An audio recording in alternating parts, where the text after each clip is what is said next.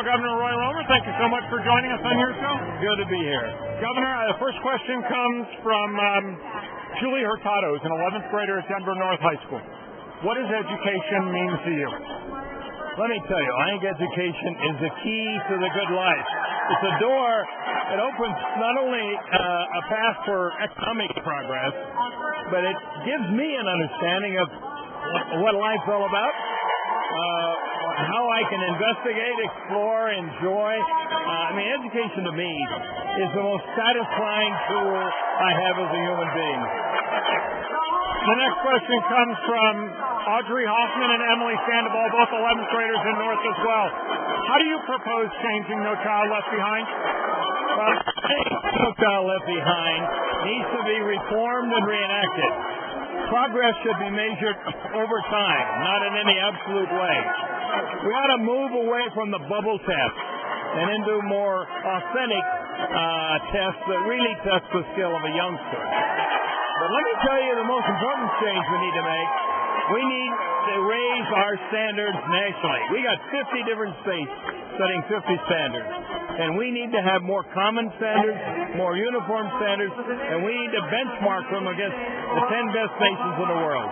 Those are my thoughts. One of the most contentious issues here in Colorado at the legislative level the last couple of years, one that your son, in fact, worked on, was English proficiency to graduate high school. And Linda writes in from Larimer County saying, given the importance of the English language, why isn't proficiency in English required for graduation in high school in many states?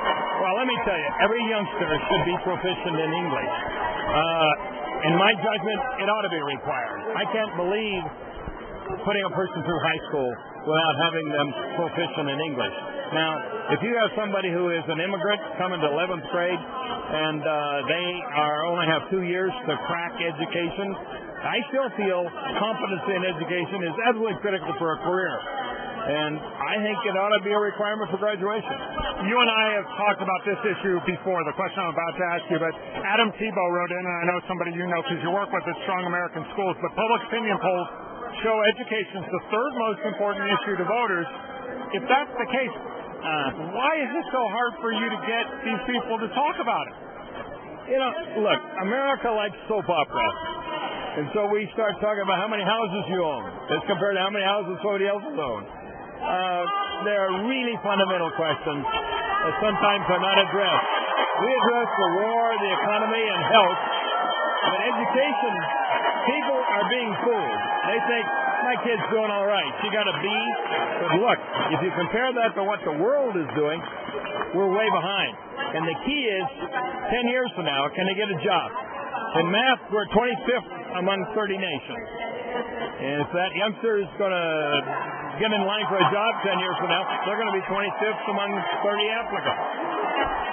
I want to shift you to politics. You're the former head of the Democratic Party, obviously former governor here in Colorado.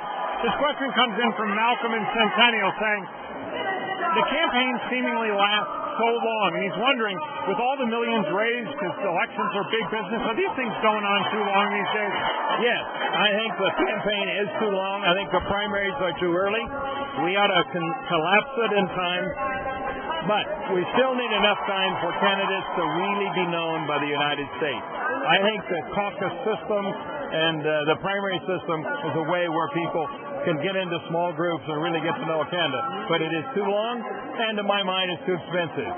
One last question for you. Scott Crow writes in from Conifer wanting to know if you know any good jokes about Democrats or Republicans you want to share. Oh, I know some good jokes, but I'm not going to share them. And let me tell you, I'm too seriously focused upon this election. Too much is at stake. I'll joke after November. All right? Governor Romer, thank you so much, sir. Thank you. Appreciate it.